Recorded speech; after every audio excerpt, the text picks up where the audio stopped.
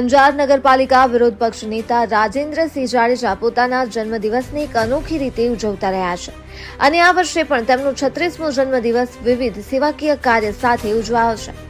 10 જુલાઈએ શહેરના વિવિધ વિસ્તારોમાં તુલસીના રોપા વિતરણ અને વૃક્ષારોપણનો કાર્યક્રમ યોજાયો હતો। લગભગ 180 લોકોએ તુલસીનું વાવેતર કરી તેને સાચવવાનો સંકલ્પ લીધો છે। 12 જુલાઈએ યોજાયેલ મેડિકલ કેમ્પમાં 85 થી વધુ દર્દીઓને દવા અને સારવાર આપવામાં આવી, જ્યારે 124 થી વધુ લોકોના બ્લડ ટેસ્ટ કરવામાં આવ્યા છે। આ પ્રસંગે સચ્ચિદાનંદ મંદિરના મહંત ત્રિકમદાસજી, રામસખી મંદિરના મહંત કીર્તિદાસજી અને પીર કસામ શાહ બાપુ સહિત અનેક મહાનુભાવો ઉપસ્થિત રહ્યા અને આશીર્વાદ પાઠવ્યા। મેડિકલ કેમ્પને સફળ બનાવવામાં શહેરના ડોક્ટરો સાથે ભારત વિકાસ પરિષદ, ઉમ્મીદ ટ્રસ્ટ, વિશ્વ હિન્દુ પરિષદ અને રાયમા યુથ સર્કલ સહિત અનેક સંસ્થાઓનો પણ સહકાર રહ્યો। રાજેન્દ્રસિંહ જાડેજાએ અગાઉ પણ અનાથ બાળકોના જમણવારથી લઈ બ્લડ ડોનેશન કેમ્પ જેવા સેવાકીય કાર્યક્રમો દ્વારા જનસેવા માટે પોતાનો જન્મદિવસ અર્પણ કર્યો છે।